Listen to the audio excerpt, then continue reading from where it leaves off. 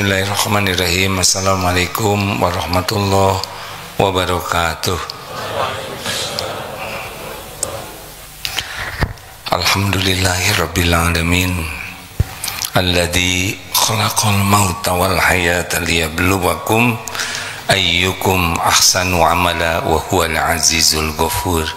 Allahumma shalli ala sayyidina Muhammad wa ala alihi wa ashabihi ajma'in. Salah satu doa yang sangat sering dipanjatkan Rasulullah SAW adalah ya muqallibal qulub tsabbit qalbi ala dinik. Wahai Allah yang membulak-balik hati, muqallibal qulub, tsabbit qalbi ala dinik, tetapkan hati ini dalam agamamu. Jadi hati ini ada dalam genggaman Allah. Kita sendiri tidak tahu hati kita di mana. Kalau kita pegang hati di sini, mungkin salah satunya karena kalau ada apa-apa jantung kita berdebar, ya di sekitar sinilah perkiraan. Tapi yang jelas hati ini ciptaan Allah yang ada pada setiap makhluk dan Allah yang menguasai. Kalau hati ini dikuasai oleh kita, ya kalau kita sedang galau suruh tenang saja, gelisah tenang, kling jadi tenang. Tidak. Sedang sedih, bahagia, tidak juga. Kita sering galau, cemas, sering kecewa, sedih, dan itu sulit dilepaskan.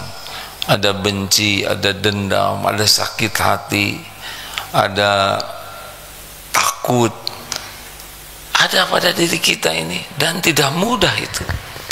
Sampai ada yang trauma dengan apa yang dirasakannya. Kalau diri sendiri saja sudah di luar kemampuan kita membulak-balik, apalagi yang lain. Suami tidak bisa membulak-balik hati istri, dan sebaliknya. Istri tidak bisa membulak-balik hati suami. Orang tua tidak bisa membulak-balik hati anak. Pemimpin tidak bisa membulak-balik hati yang dipimpin. Guru tidak bisa membulak-balik hati muridnya. Tidak bisa, di luar kemampuan. Termasuk penceramah tidak bisa membulak-balik hati mustaminya. Yang bisa membulak-balik hati adalah Allah. Bahkan membulak-balik hati sendiri juga kita tidak bisa. Ini kalau pemahaman ini sudah benar-benar kita pahami dan kita yakini, pasti beda kita di dalam menghadapi hidup ini. Terhadap diri, terhadap keluarga. Contoh ya, misal saya nih sebagai suami kepada istri, sebagai ayah kepada anak, sebagai anak kepada orang tua, katakanlah kalau di pesantren sebagai kiai ke santri, ya, penceramah. Ini kalau kita tidak memahami ini, berat sekali hidup ini. Kepada keluarga kita banyak kecewa kalau tidak cocok dengan keinginan. Kepada anak kita banyak terluka, ini anak tidak cocok dengan harapan, misal begitu. Ketika memimpin kita bakal banyak error, karena yang dipimpin belum tentu cocok dengan harapan. Termasuk dalam dakwah, ini bisa bermasalah nih. Tetapi kalau kita yakin Allah yang membulak-balik hati, termasuk hati kita, jadi kita lebih proporsional. Misal ya, Ini suami ke istri atau sebaliknya istri ke suami. Kita tidak bisa membulak-balik hati istri, apakah supaya sayang ke kita, apakah supaya cinta, apakah supaya jadi soleh, baik. Harapan bagus, tapi benar-benar di luar kemampuan kita menyolehkan tiap orang tuh. Apa yang terjadi pada diri kita kalau kita yakin Allah yang membulak-balik hati? Jadi kita memposisikan diri, apakah layak nih saya ditolong oleh Allah? Jadi jalan orang lain jadi baik. Beda yang tadinya kamu harus baik, kamu harus begini, jadi beda. Sekarang ya Allah tolonglah saya, jadikan orang baik, jadikan orang yang layak ditolong olehmu, jadikan saya jadi jalan. Nah beda ya, jalan berubahnya. Jadikan saya jadi jalan berubahnya keluarga saya. Makanya ku anfusakum wa ahlikum naro, jaga dirimu baru keluarga. Nah banyaknya orang menuntut orang berubah. Saya ingin suami saya begini, saya ingin ini, saya ingin anak begini, harusnya saya ingin saya ditolong Allah jadi orang baik. Saya ingin saya ditolong Allah jadi contoh yang baik. Saya ingin dibimbing oleh Allah, perkataan ini bisa bermanfaat bagi yang lain. Jadi penguasanya Allah, sudah bukan kita lagi. Ini beda. Misal sebagai guru, ini kalian murid tidak nurut, jangan begitu. Ya Allah tolong saya, jadikan saya contoh guru yang baik, mampukan diri saya jadi jalan ilmu, jalan hidayah, jalan perubahan. Beda kan? Toh ada santri beragam, macam-macam murid. Jadi kita melihatnya tidak dengan emosi, tapi ya Allah, apa yang salah pada diri saya? Saya belum menjadi jalan anak-anak ini berubah. Jadi kalau anak belum baik atau pendamping hidup belum baik, jatuhnya kita jadi tobat. Ampun ya Allah, saya belum jadi jalan. Ampun, saya belum jadi contoh yang baik. Ampun, saya belum bisa mendidik dengan benar. Jadi bukannya menyalahkan, menuduh, tapi sibuk memperbaiki diri. Efek lainnya sabar. Kalau belum berubah juga, ya gimana? Kita kan gak bisa mengubah, benar? Kenapa ini gak berubah-berubah? Yang mengubah kan bukan kita. Efeknya bagi kita yang tahu Allah yang mengubah, selain ke dalam kita terus PDLT memperbaiki diri dan memberikan yang terbaik lillahi ta'ala, kita bakal sabar. Walaupun belum berubah ya terus saja, dan memang bukan kita yang mengubah. Kalau tidak jengkel itu, udah setahun dididik gak berubah-ubah, diri sendiri aja gak berubah ya gak?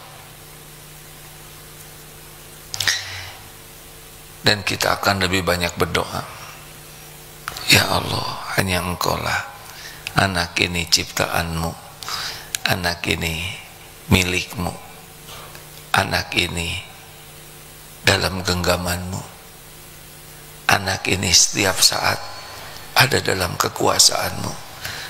Hanya Engkau yang kuasa membulak-balik hatinya, hanya Engkau yang kuasa menenteramkan jiwanya, hanya Engkau yang kuasa membimbing pikirannya, membimbing langkahnya. Coba. Jadi karena kita tahu Allah yang mengubah, jadi kita bawaannya tuh tobat, bawaannya tuh evaluasi diri, bawaannya itu terus memperbaiki diri, bawaannya itu terus bersabar dan terus berdoa. Bagus tidak ini? Kok nggak ada yang mendukung? Saya tidak boleh berharap ke makhluk, nanti saya sakit hati.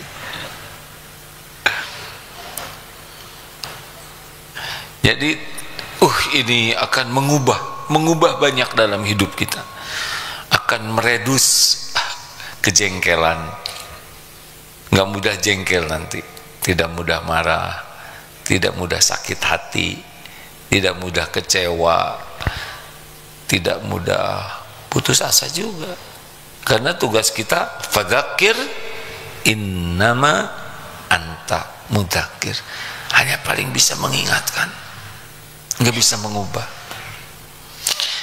Kalau bisa mengubah enak dong, ya kan? Jamaah soleh, tring, soleh semuanya. Terus saya siapa yang dengar ya? Duh, enak betul. Kalau kita bisa membulak-balik hati orang tuh enak betul, ya nggak? Anak-anak soleh, tring, aduh, soleh semuanya. Terus apa yang menarik dalam hidup ini, ya nggak? Misalkan guru, nggak usah sekolah lama-lama, ya nggak? Cukup 5 menit saja, sing soleh, kling, soleh satu sekolah. Waduh, enak betul. Enak jadi presiden. Rakyat Indonesia soleh, kling. Halo, ini penting hadirin, pemahaman ini mengubah hidup kita. Nanti kita akan menjadi sangat serius untuk terus ya minta ampun, karena jangan-jangan kitalah yang jadi contoh jelek, kita yang jadi sumber kerusakan. Yang tadinya misalkan saya sebagai kepala keluarga marah-marah dengan konsep meyakini Allah yang membulak-balik hati, jadi nggak marah-marah. Saya yang salah, saya yang belum sungguh-sungguh, saya belum jadi contoh yang baik.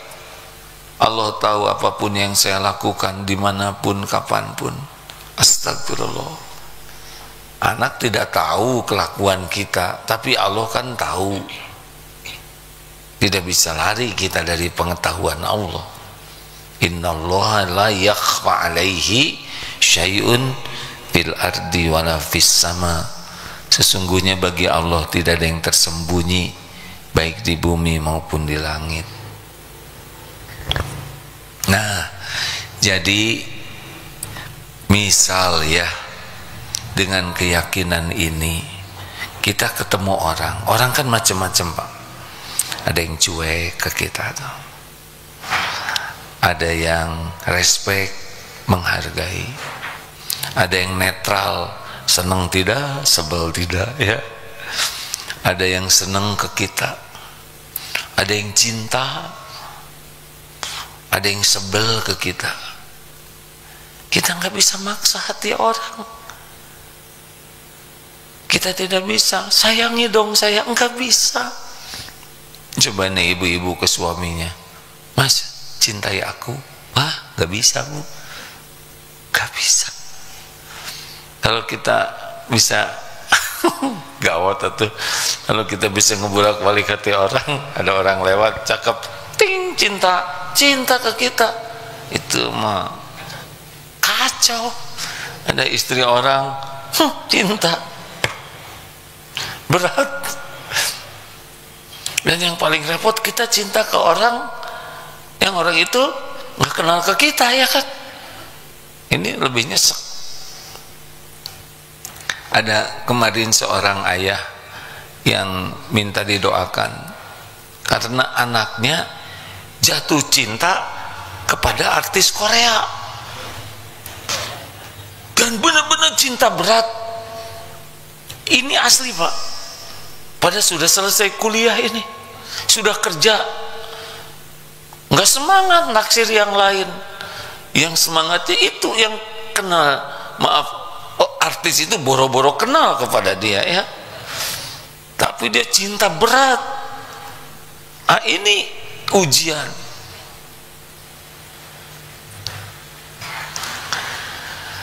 Jadi kita harus siap menerima kenyataan, ya. Ada yang seneng, ada yang tidak seneng, ada yang netral, ada yang sebel aja ke kita, ya. Itu di luar wilayah kita membulak-balik hati orang itu. Jadi kalau kita tidak pandai-pandai menata diri dan meminta ke Allah supaya hati kita baik, kita sengsara ini, hidup ini. Sengsara karena ribet dengan yang di luar kendali kita.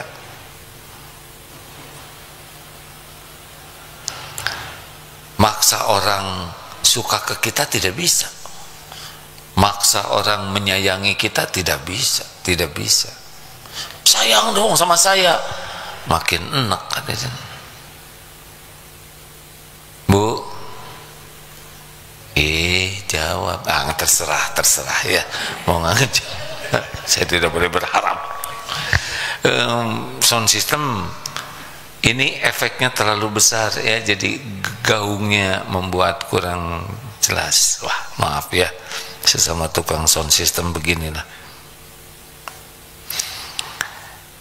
Kata Pak Harikis, ahli sound system, kalau pendengaran ini kurang jelas, lelah yang dengarnya itu, tidak bisa lama dan tidak dapat apa yang disampaikannya. Ada batas tertentu orang bisa jelas itu.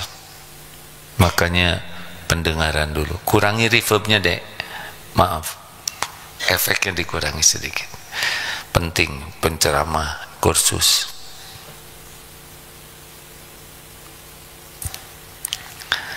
Nah, jadi kita sebagai orang tua ngarep-ngarep anak ingat ke kita, gimana caranya? Ngarep-ngarep anak sayang ke kita, gimana caranya? Ngarep-ngarep anak memperhatikan kita, susah. Ini bikin sakit hati. Ini bikin sakit hati. Mana anak king, mending gak ada yang nelepon, jeletot sini. Udah gitu anaknya beli HP, bu, ini bagus nggak HP ini? Oh bagus nak, saya mau ngasihin buat istri saya ya. Jelek di sini, bukan buat ibunya. Harus siap menerima kenyataan ya. Punya anak lelaki, dididik, dijaga, disekolahkan tinggi-tinggi. Udah gitu nikah. Coba tebak, gaji pertama kalau kerja buat siapa? Buat orang tuanya, buat istrinya? Istrinya. Nah, sebagai orang tua harus mengerti betul. It's okay. Punya anak perempuan, dididik, dijaga, dilindungi. Jelebet nikah, bukan jelebet ya, nikah, dibawa tuh oleh suaminya. Udah gitu mereka rumah tangga, sibuk dengan urusan rumah tangga. Udah gitu punya anak, sibuk. Kita sebagai orang tua, mana anak dulu diurus, nyiksa diri. Dah gak apa-apa, kita berikan yang terbaik. Seperti matahari hanya memberi, tak harap kembali. Bagi sang surya menyinari bumi. Gitu hidup mah. Berhenti berharap dari makhluk, itu akan jadi obat. Benar ada seorang ulama mengatakan, banyak ingat makhluk itu jadi penyakit, dan obatnya ingat kepada Allah. Jangan kelamaan ingat makhluk. Kalaupun ingat, untuk mendoakan, untuk berbuat yang terbaik, bukan berharap dari makhluk. Rasakan bedanya. Hidup tenang. Kenapa kok tenang? Karena Allah yang menurunkan ketenangan di hati kita. Kenapa kok gelisah? Karena Allah yang menurunkan gelisah di hati kita. Kenapa Allah menurunkan gelisah? Karena kita melupakannya. Kita lupa ke Allah. Kita berharap ke selain Allah. Allah tahu pikiran, Allah tahu isi hati kita. Makanya bagi orang-orang yang bucin, tahu bucin? Siapa bucin? Istrinya pacin, ya. Orang-orang yang jatuh cinta leneng. Adik-adik nggak usah merasa saya ini jomblo, tenang aja lah. Penting mah cinta ke Allah, cinta ke Rasulullah. Nanti kalaupun cinta ke makhluk, ya cinta yang jadi amal soleh saja, bukan cinta yang jadi amal salah. Laki jawab atau lelaki, bukan, terserah mau jawab mau tidak. Lelaki itu nggak usah ngedidik istrinya supaya mencintai kita sebagai suami, jangan.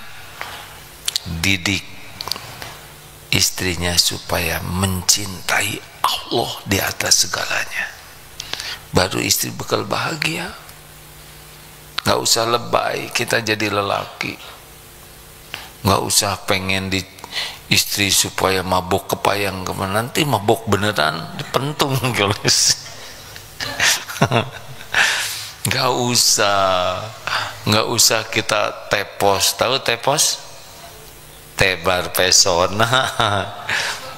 Demi agar kesengsrem mau apa, udah cukup jadi lelaki baik yang disukai Allah, udah selesai itu. Karena kita nggak bisa ngebulak balik hati orang, betul? Khairukum li ahlihi, sebaik-baik kamu adalah kalian yang paling baik kepada keluarganya. Ya udah begitu aja. Berikan perkataan terbaik, nada terbaik, sikap terbaik, jawaban terbaik, walaupun pasangannya mungkin jauh dari, belum sesuai harapan. Bu, ibu, suami ibu sesuai harapan ibu?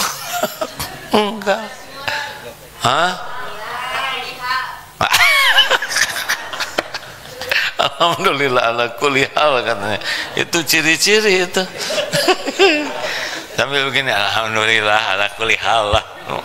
Pakailah mah itu berarti kepaksa. Nggak ada lelaki sempurna, nggak ada istri sempurna, nggak ada anak sempurna, nggak ada orang tua sempurna. Menderita kita ingin orang sempurna sesuai harapan. Ingat, khairukum li ahlihi, sebaik-baik kamu adalah kamu yang paling baik. Udah itu aja yang kita pikirkan. Bagaimana kita lakukan yang terbaik, PDLT, perbaiki diri dan lakukan yang terbaik supaya Allah ridho. Selesai. Selebihnya Allah yang ngurus. Dibalikan hatinya, dilembutkan. Ini kok nggak lembut-lembut? Sudah, pahala sabar. Kok saya udah 10 tahun gini-gini aja? 10 tahun semuanya dicatat oleh Allah, tiap detik, tiap saat pahalanya ada, dosa berguguran, ada waktu-waktunya, ya. Mengalir, sing sabar, insya Allah tidak dikecewakan. Allah lihat kok jungkir baliknya kita memperbaiki diri. Allah lihat semuanya, tidak ada yang luput. Sekecil apapun yang kita lakukan disaksikan oleh Allah sepenuhnya. Wa may ya'mal mithqala dzarratin khairan yara, wa may ya'mal mithqala dzarratin syarran yara. Gak apa-apa kita nggak dihargai juga, nggak apa-apa, yang penting diterima oleh Allah. Benar? Kita nggak diterima kasih, gak apa-apa. Kita nggak dicintai, gak apa-apa, gak apa-apa.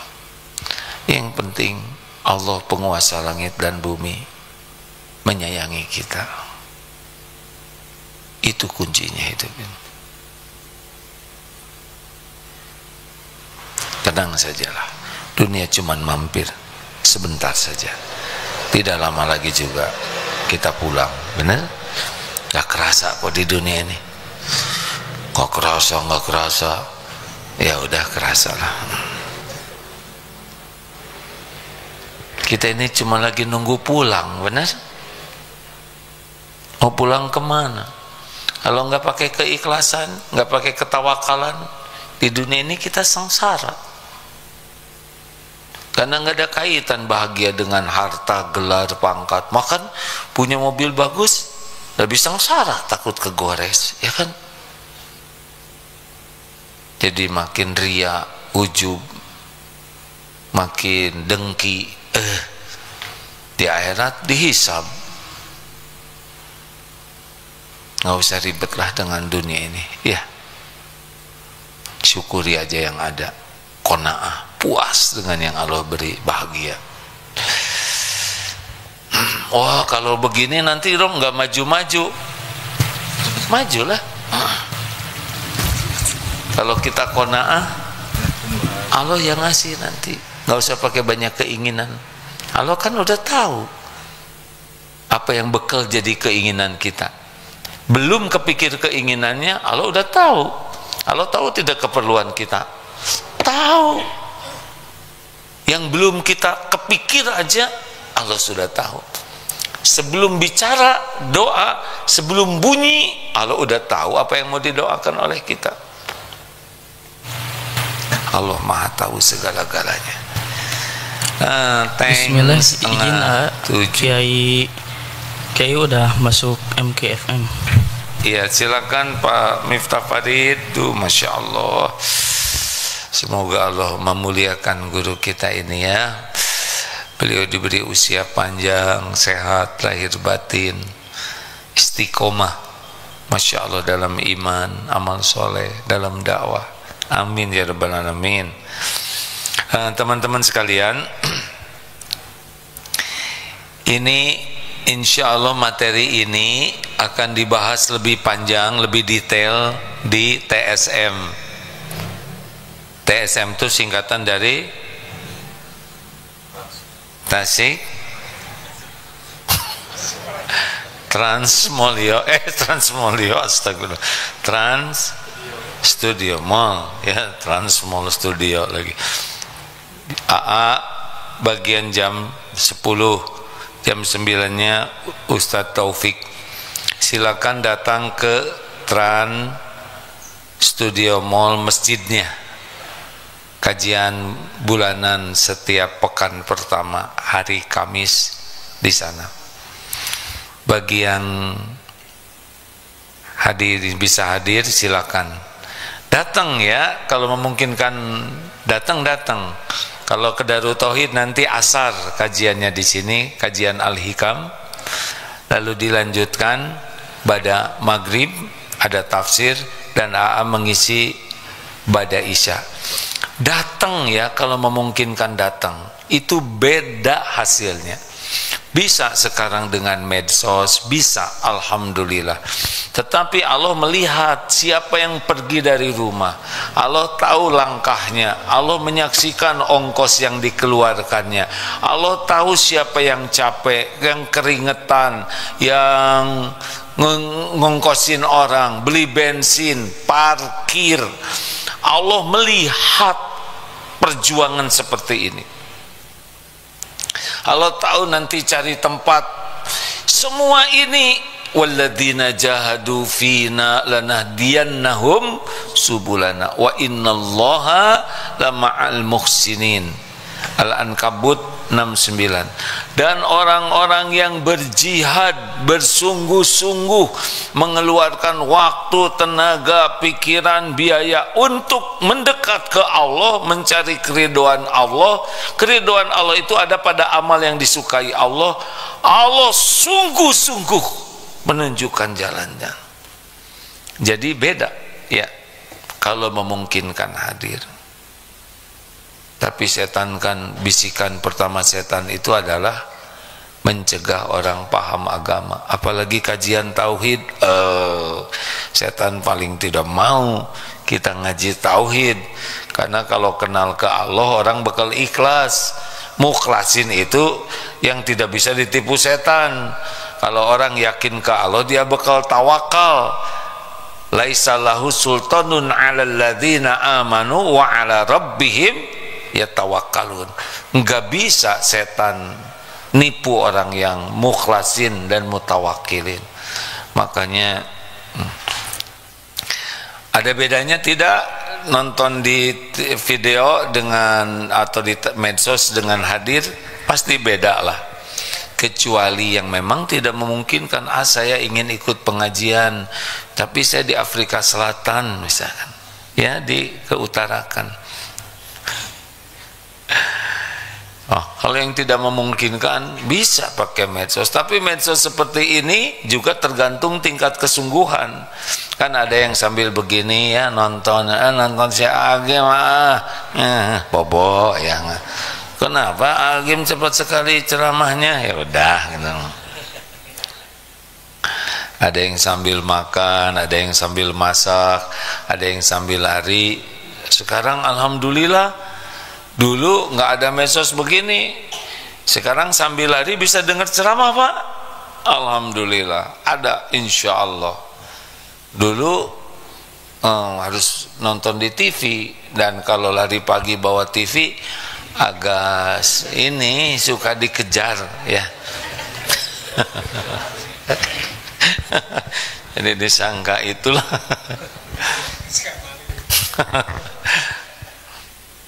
Alhamdulillah. Ayo balik lagi. Memang sesudah Covid ini ya, semangat datang ke majelis taklim itu agak berkurang karena sudah merasa nyaman pakai medsos ya kan. Njum ini ya, saya nggak boleh nyebut merek, si Njum ini berjasa nih. Njum nih di depan saya, asalnya semua pakai wajah ya, lama-lama wajahnya nggak ada kamarana wae. Dia mah pasang potret belenyeng aja. Ini urusannya bukan dengan penceramah, urusannya dengan Allah. Orang yang menuju ke majelis taklim itu sepanjang jalan didoakan itu oleh makhluk-makhluk air, ikan dan sebagainya, dimohonkan ampunan. Sepanjang jalan dinaungi oleh malaikat, dimudahkan jalan menuju surga. Ini duduk begini ya, ini bisa mendatangkan ampunan Allah ini. Iya, keutamaan di majelis taklim walaupun tidak sengaja. Ada lagi, aduh itu naon ya, hadang pengen nyender, ini teh apa, katanya mall, bukan itu masjid ya. Terus nyender sana, itu naonan, itu orang sakit katanya. Kenapa? Sakit kepala. Bukan, ini bukan perban, sorban ya, dia belum memasuki dunia. Astagfirullah, kenapa saya jadi lucu begini? Dia tidak kenal ya, dia tidak sengaja ke majelis taklim, dia lihat sambil memperhatikan, itu bisa dapat ampunan Allah itu. Kan malaikat juga nanya, orang ini bukan mau ngaji nih ya Allah. Pokoknya majelis ilmu, majelis yang tidak akan dikecewakan oleh Allah. Orang yang nggak sengaja datang aja bisa dapat rahmat Allah, apalagi yang sengaja tuh. Benar? Ya udah, kita diskusi lagi. Sok, pertanyaan silakan.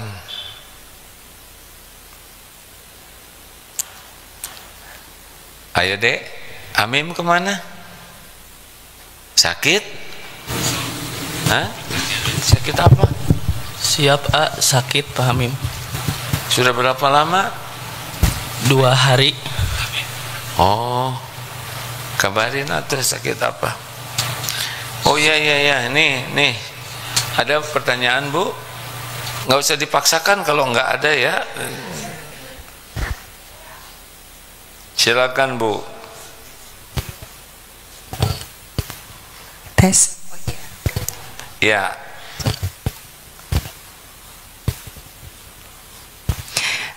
Iya.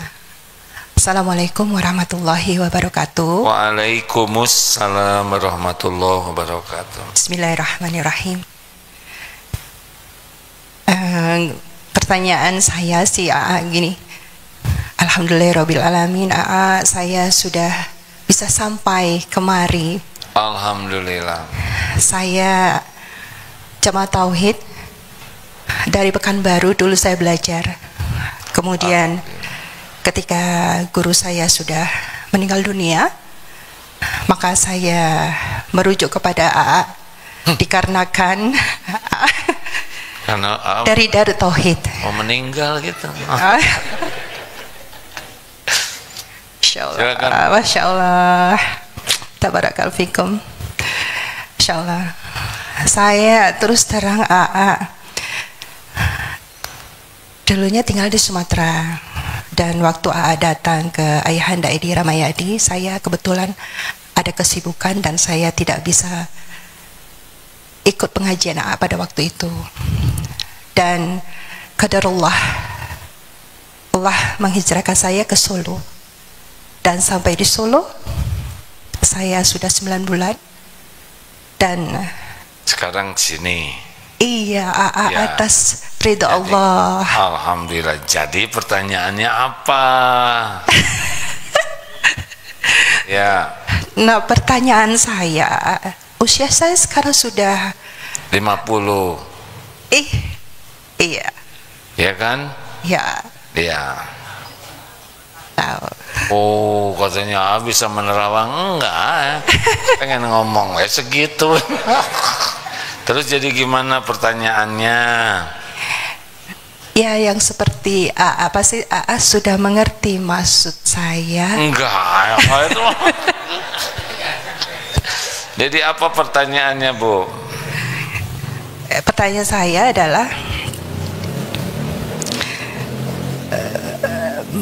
dalam ilmu tauhid kita harus yakin kepada Allah. Allah, segala takdir Allah kita jalani, dan kita harus ikhlas dan istiqomah di dalamnya. Ya. Seperti itu. Nah, Pertanyaannya apa?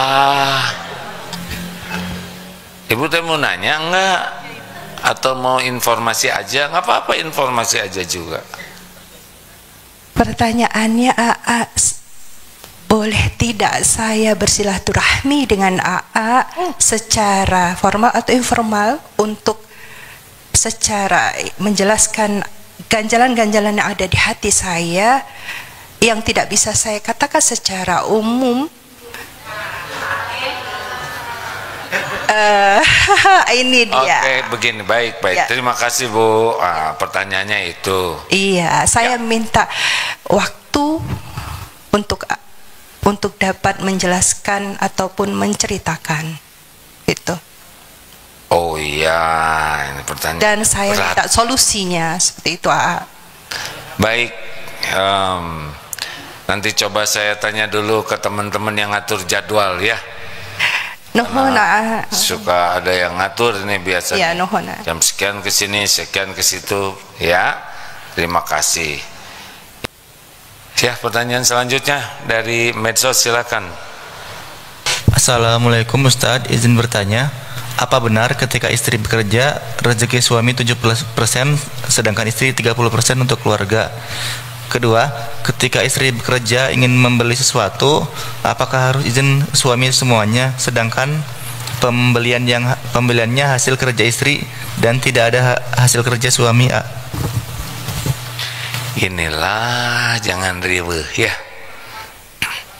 Memang suami itu tulang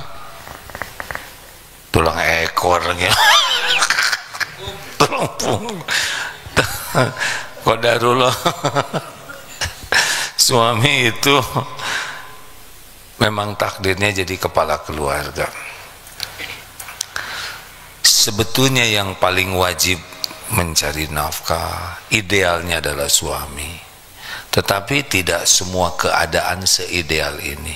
Ada yang suaminya sakit, ada yang suaminya baru di PHK, ada yang macam-macam ya, ujian dalam keluarga itu.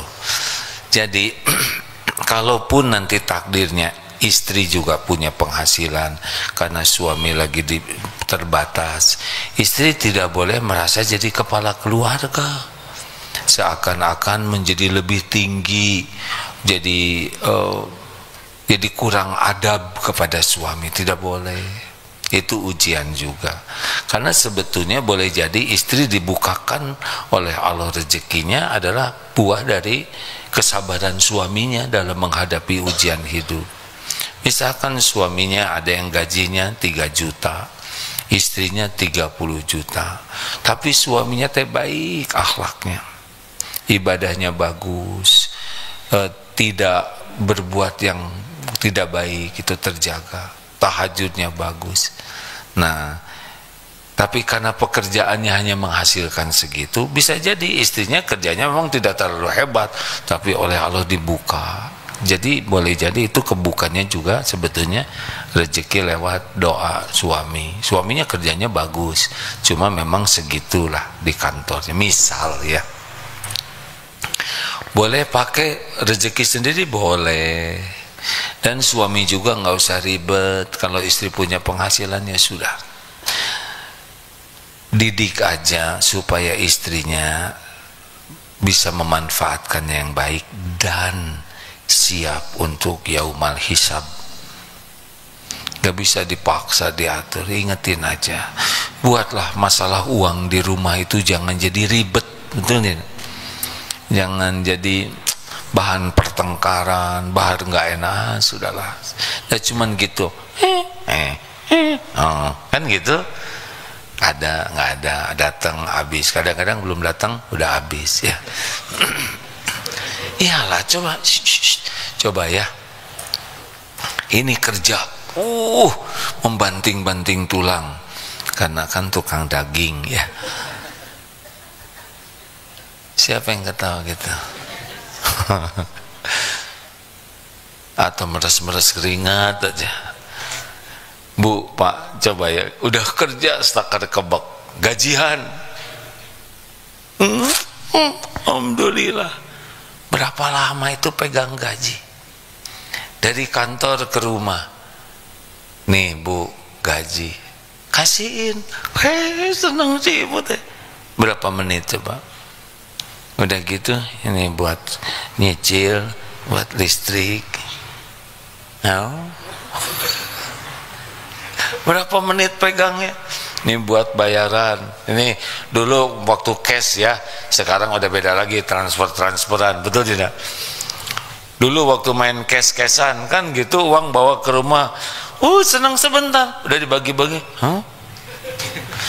Nih buat bayaran, dibawa ke sekolah, coba setorkan di sekolah, dah oleh itu bagian bendahara kumpulkan, setorkan ke bank. Ya cuman gitu aja, mindah-mindahin. Kalau sekarang pakai jempol ya kan, gitu, habis aja. Nggak usah nyangkut di hati dunia ini, ngalir saja. Yang penting jadi amal, nggak usah pakai berantem-beranteman dengan dunia ini. Halo? Nggak begitu, datang pergi, disimpan juga. Mau ngapain disimpan lama-lama ya? Nanti berkurang, sedih. Mau apa? Ada teman punya uang miliaran, ditaruh di mana nih uangnya bos? Ya di bank dong. Udah lihat belum? Ya enggak lah. Megang? Ya enggak. Make? Ya enggak. Jadi apa dong? Ada catatan.